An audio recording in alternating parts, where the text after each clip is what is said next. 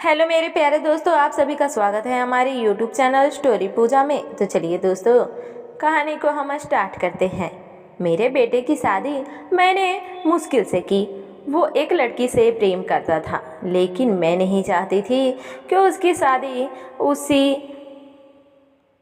से हो।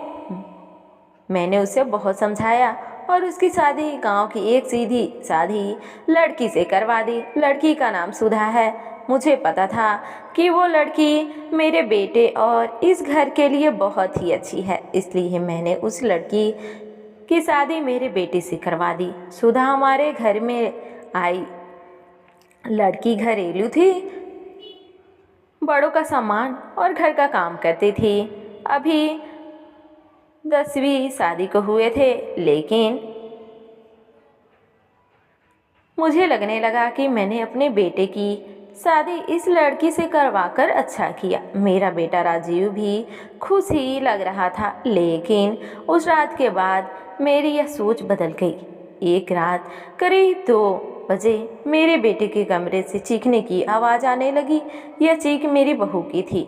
मैंने थोड़ी देर तक सुनी, फिर वो चीखना बंद हो गया। राजीव के पिता, मेरे पति को यह सब सुनाई दिया था, लेकिन फिर हमने उन्हें रात में पूछना उचित नहीं समझा, इसलिए दरवाज़ा नहीं खटखटाया।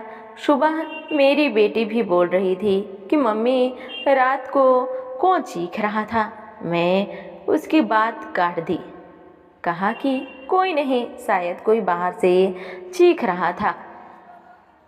मेरी बहू का स्वभाव उस दिन से बदल गया। वो चुप थी सारा दिन। मैंने सोचा शायद पति पत्नी के बीच की बात होगी, इसलिए मैंने कुछ पूछा नहीं। अगले दिन फिर 2 बजे वही हुआ।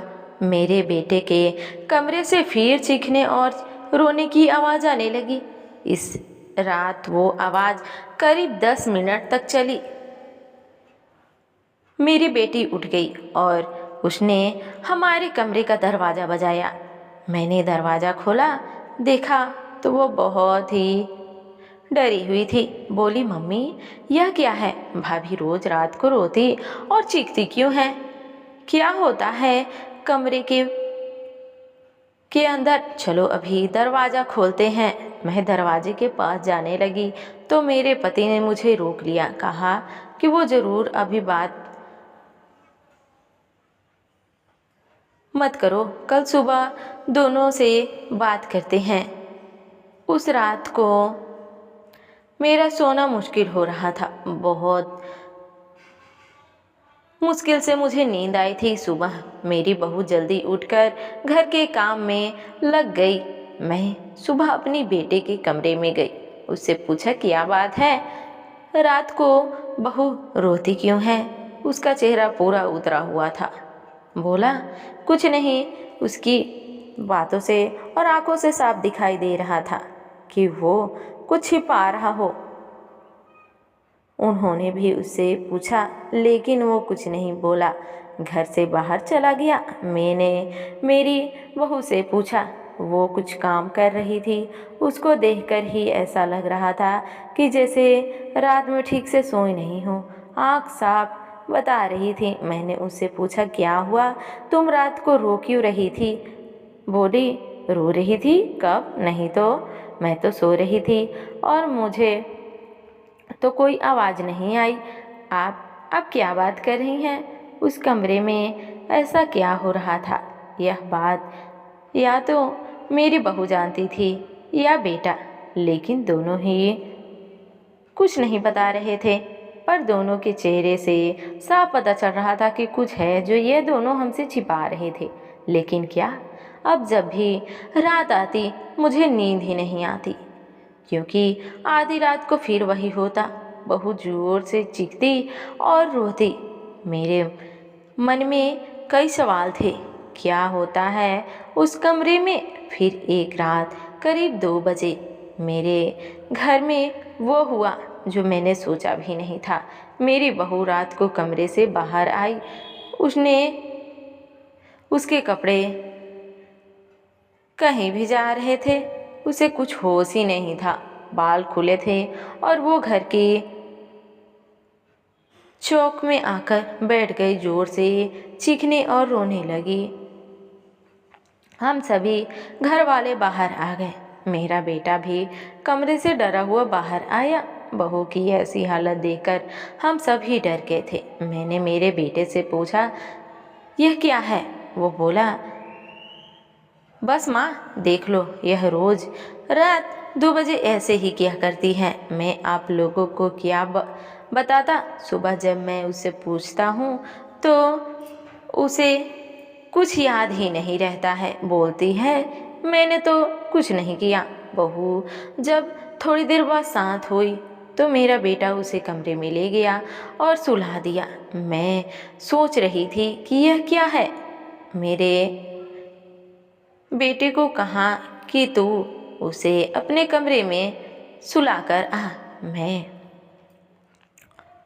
उसकी माँ से बात करूँगी। सुबह होते ही मेरा बेटा उसे कुछ बहाना करके उसके घर छोड़ आया। मैंने उसकी माँ से बात की। उसकी माँ ने कहा कि यह क्या बोल रही हैं आप, मेरी बेटी बिल्कुल ऐसी नहीं किया करती थी। मैंने जो सोचकर राजीव की शादी उससे की थी वैसा हो नहीं सका। बहू को छोड़े अब 20 दिन हो गए थे। इसी दौरान उसके घर से फ़ोन आ रहा था, लेकिन मैं टालती रही। मेरा बेटा भी कह रहा था कि मेरे वो दिन कैसे निकले हैं मैं ही जानता हूँ। मैं उसे वापस नहीं ला सकता। कहीं उसने मेरी जान ले ली तो क्या करोगी।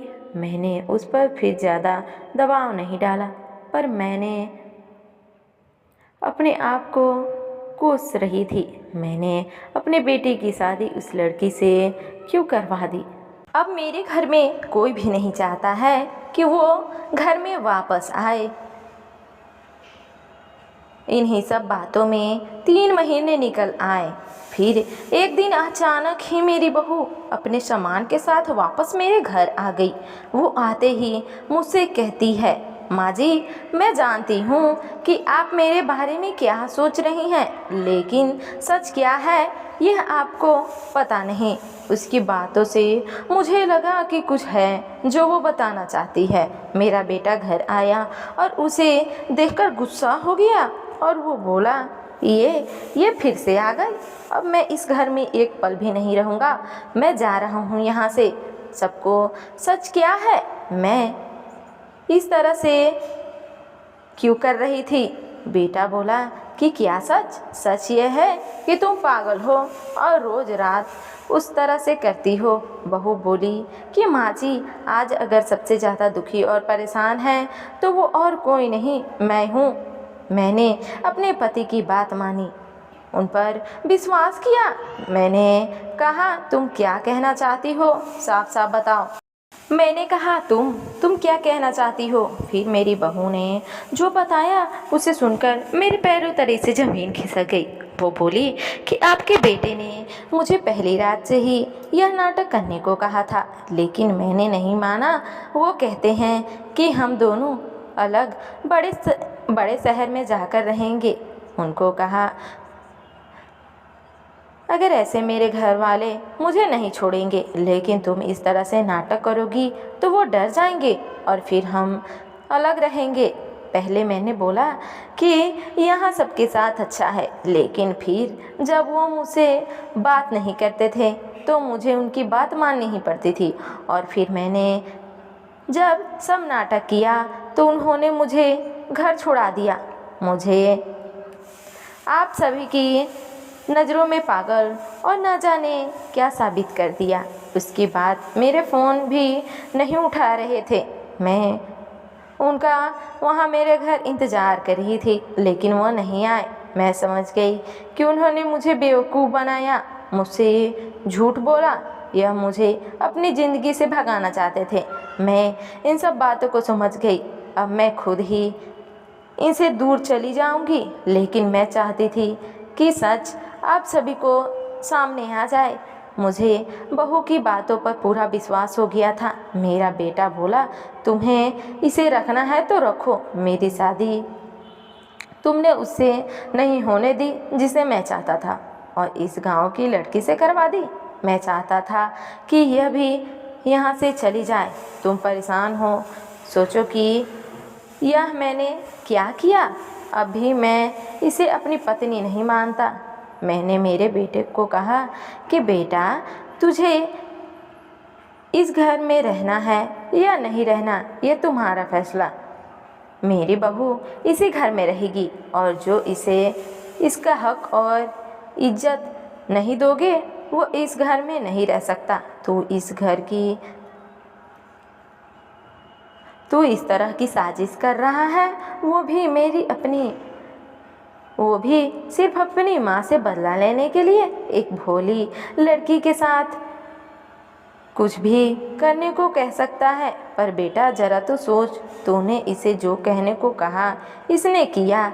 अपने बारे में और किसी के बारे में कुछ भी नहीं सोचा, फिर सिर्फ तेरा सोचा।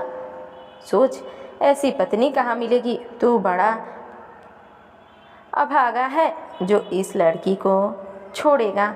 मैं बहुत खुश थी। मैंने अपने बेटे के लिए हीरा चुना था, लेकिन शायद मेरा बेटा ही उसके लायक नहीं था। मैंने मेरी बहू को प्यार से गले लगाया। मेरा बेटा भी कहीं नहीं गया। थोड़ा समय तक जरूर नाराज़ रहा, लेकिन मुझे पता था कि उस लड़की से कोई प्यार किए बिना कैसे रह सकता था। आखिर धीरे धीरे सब ठीक होने लगा।